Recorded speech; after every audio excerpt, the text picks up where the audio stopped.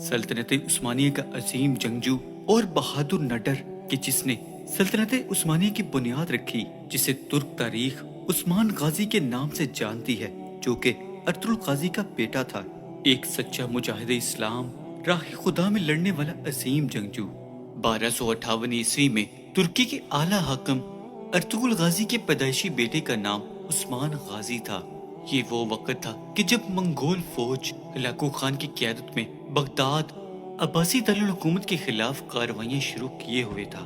یہ وہ وقت تھا کہ جب مسلمان حکومت اپنے بدترین وقت سے گزر رہی تھی۔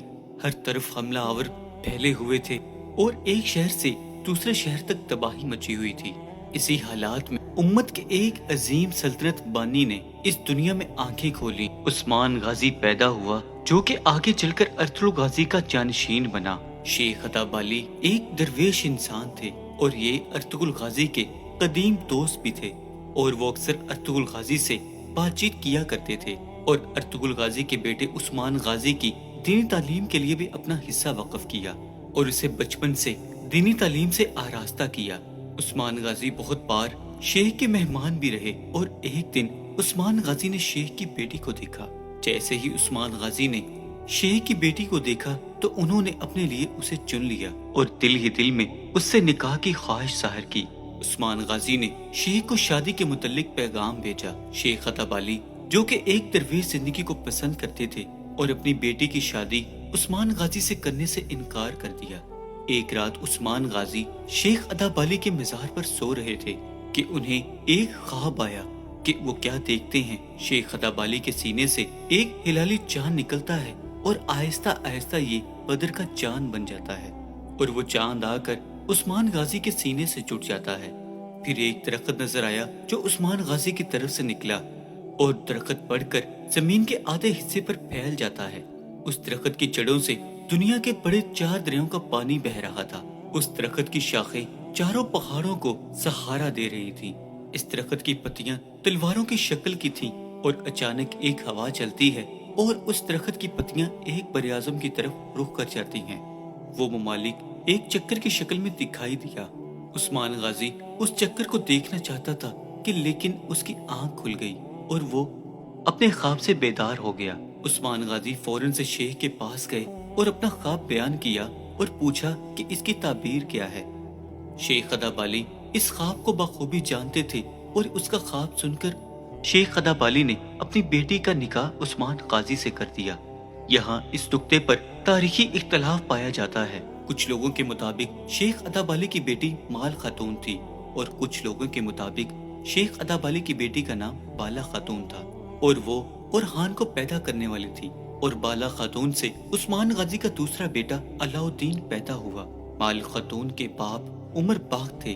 تاہم اس خواب سے ہر کوئی متفق ہے، اور اس خواب کو عثمان غازی کا خواب جانا جاتا ہے، جو کہ عثمانی سلطنت کے لیے اللہ کی طرف سے ایک معجزہ تھا کہ جسے اللہ نے اس دنیا پر قائم کرنا تھا۔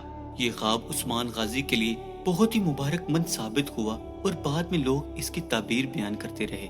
اس خواب میں 4 دریاؤں کا مطلب ٹاگرس، یوفریٹس، نائل اور ڈانیوب تھے، اور وہ 4 پہاڑ وہ برج ہیں جن کا نام ملکان برج، قافقی برج اور اٹلس کی برج ہے۔ بعد میں عثمانی نسل کی سلطنت ان بیان کردہ دریاؤں تک پھیل گئی، اس لیے یہ خواب حقیقتاً عثمانی سلطنت کے قائم ہونے کا تھا، جو کہ اللہ کی طرف سے ایک بشارت تھی۔ شہر قسطنطنیہ جو کہ عثمان غازی فتح نہ کر سکے، لیکن بعد میں ان کی نسلوں نے یہ شہر فتح کیا، اور ارطغرل غازی کا جانشین عثمان غازی کہلایا۔ تقریباً 17 ستمبر 1299 عیسوی میں عثمان غازی اپنے بابا ارطغرل غازی کی وفات کے بعد اپنے قبیلے کا سردار بن گیا، اور دیگر شہروں پر حملے کے بعد عثمانی سلطنت خود مختار ہو گئی، جو بعد میں عثمانی سلطنت کہلائی گئی۔ عثمانی سلطنت بازنطین کے شہر قسطنطنیہ سے منسلک رہی۔ عثمانی سلطنت کے مقابلے میں بازنطین حکومت، جو اس وقت رومی سلطنت کے طور پر جانی جاتی تھی، جو الپ ارسلان اور ملک شاہ کے دور میں سلجوقوں سے ٹیکس لیتی رہی، بازنطین حکومت بہت کمزور اور چھوٹی تھی، البتہ عثمانی سلطنت سے بہت زیادہ طاقتور اور بہت بڑی تھی۔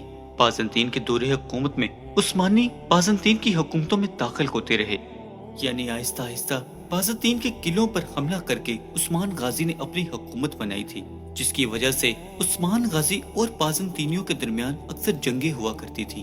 عثمان غازی جو کہ ایک قابل اور دانا حکمران تھا، اپنی دانائی اور عقل مندی سے بہت سے علاقوں کو فتح کیا، جس میں مشہور شہر برسا بھی شامل تھا۔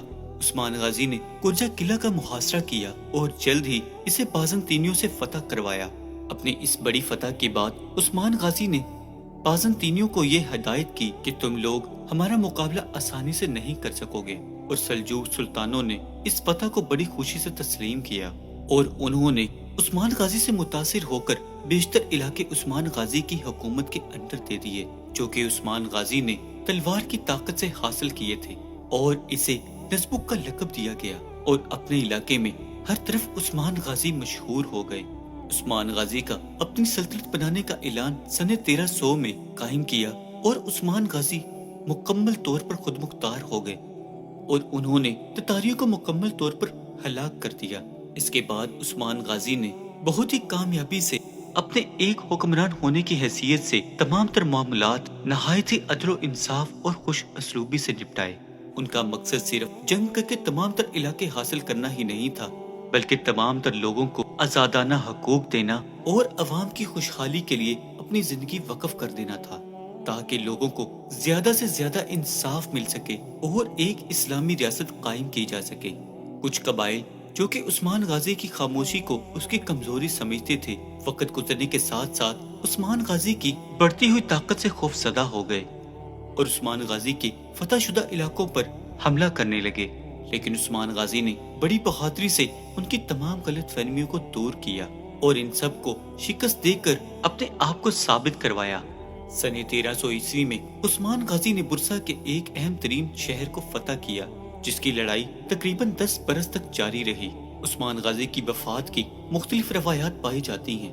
کہا جاتا ہے عثمان غازی کی وفات 1323 عیسوی یا 1324 عیسوی میں ہوئی تھی، لیکن کچھ روایات کے مطابق برسا کی فتح کے وقت ان کی بیماری میں علاج کے دوران ان کی وفات ہو گئی اور وہ شہید ہو گئے تھے۔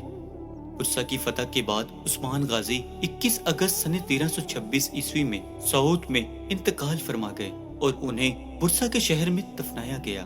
اپنی موت سے پہلے عثمان غازی نے اپنے بیٹوں کو کچھ اہم تاکید کی اور انہیں رعایا کے درمیان عدل و انصاف قائم رکھنے کا مشورہ اور بہت سی تلقین فرمائی، اور یہ کوشش کی کہ ان کے بیٹے اسلامی اصولوں اور قوانین کے مطابق رہتے ہوئے تمام تر رعایا اور لوگوں کو عدل و انصاف فراہم کر سکیں۔ اللہ عثمان غازی پر اپنی رحمتوں کا کروڑہ نزول فرمائے اور آپ کے درجات بلند فرمائے، آمین۔